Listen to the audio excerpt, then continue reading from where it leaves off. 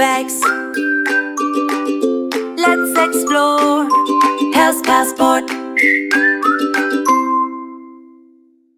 Today we're heading to Monarto Safari Resort, just an hour to the east of Adelaide.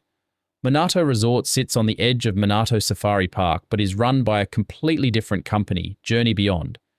And it's been around 6 months since its grand opening in May 25. In the first few weeks there were many positive reports, mostly from influencers, saying how great the place was, but since then we've heard a few negatives, so we're here today to see what all the fuss is about and to see who's right. First off, our pre-visit and booking experience was not the best. It seems that the booking system only allows you to book the hotel and the safari trips, but not the dinner, breakfast, or the spa. Using different systems with different websites and separate logins is not the best user experience. Speaking of which, we received 2 booking confirmations for our dinner reservation the day before we were due to arrive. No drama, and we could fix that at check-in. Anyhow, let's start with the check-in. To be honest, it was not a great check-in experience with a guy who just wanted to rush us through and get us to the room. There were no welcome drinks, no cooling towels, no promotions of experiences, no tips or advice, and not even a resort map. Nothing now, nada. He did acknowledge the issue with the dinner booking, once prompted, and said, "Oh, it also says that it's your birthday on one of the reservations. No congratulations, or even a smile." He just carried on tapping away on the keyboard. In fact, after a while, he just vaguely pointed towards the lift and said, "Go to the first floor and you'll see the room numbers." So not a great start, and we just hoped it would get better. Off we went, up to the room. Yep, it was easy to find, but oddly, we had been put into an accessible room with a large bathroom with metal rails everywhere and no shower screens, so water floods everywhere. Again, we had not been told this during check-in, and the last time I checked, we are both middle-aged and fully able. The king room itself was pretty basic. I would compare it to an ibis, and certainly far from premium. A nice king bed, a decent-sized table with 2 chairs and a big TV. The difference, I guess, was the large balcony. But sadly, the 2 low chairs were really uncomfortable, and for some obscure reason, a barred fence instead of glass. If you are sitting down, the view that you're paying for is obstructed by the bars. Bizarre.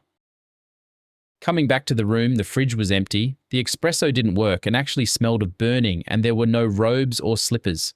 Apparently you have to call down to reception and ask for them, and they are limited in numbers. Really? This is supposed to be a premium experience? By the way, if you're expecting the serenity of nature and just the noise of the wildlife, think again. Sadly, there are lots of noisy children running around the hotel with no parents appearing to give a shit. One great decision they have made is the inclusion of a pair of binoculars in the room. These were a godsend. The watering hole is about 50 meters away, and in our stay, we only saw a few oryx and loads of ducks that actually used it. With the binoculars though, you could clearly see giraffes, zebra, oryx and others going about their daily lives. A truly incredible experience. One thing I will mention is that they will be offering adults-only experiences at the new luxurious tents, which will include a separate restaurant in February 26th, well away from the main resort hotel and opposite the waterhole. Whilst we were there, we could see there was a fair bit of construction going on, but the giraffes and oryx didn't seem fazed at all, and were walking very close to those tents. Maybe we should have waited till then for our visit. We headed down to dinner at 6:45 p.m. and were seated by a lovely lady, but again, no real promotion around what the specials were, if any, what recommendations there were, flavors, dietaries, etc. We sat for 5 to 10 minutes looking through the menus. The mains and drinks menu was in a nice leather booklet, but the entrees were just on a sheet of paper. But again, no reason why this was the case. Maybe they were trialing a new entree menu? Whilst we waited for our dinner, it became obvious we were seated in a kind of corridor between the kitchen and one side of the dining room, which meant that waiters were continually brushing past us throughout the night. The entrees we chose were fantastic. The smoked burrata, heirloom tomatoes and sourdough, and the grilled prawns, Malay sauce and potatoes.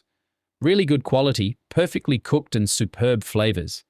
The mains were unfortunately not as good, average at best and a little lacking.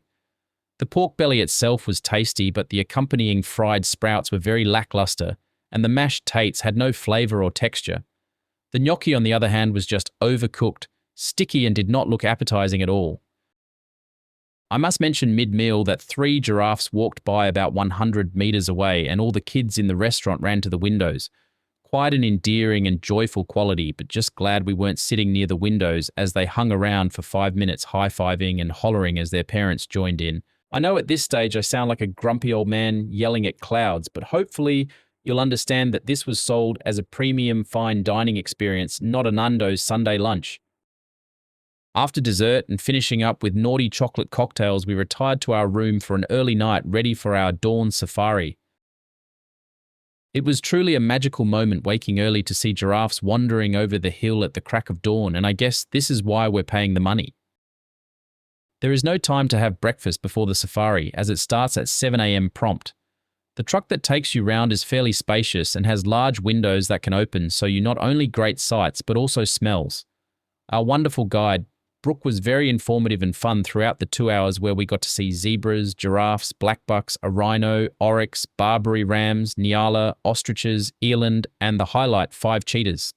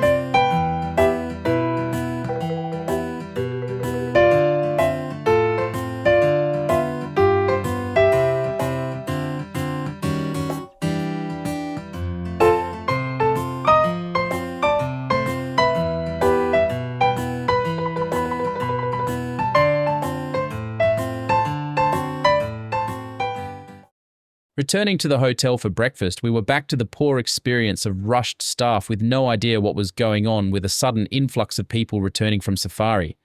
There were only 20 of us, but that seemed to really cause issues with food running out and even a lack of cutlery and plates. I'm really at a loss to explain how poorly run the breakfast was. Finally, at checkout, I noticed a theme.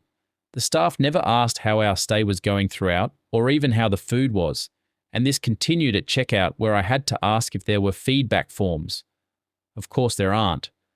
I was just advised to go to the website and told it'll be on there. I really wanted to love this trip and recommend to friends, but sadly the hotel really lets it down right now and they need to make improvements fast. Overall, I would rate the stay at a 5 out of 10.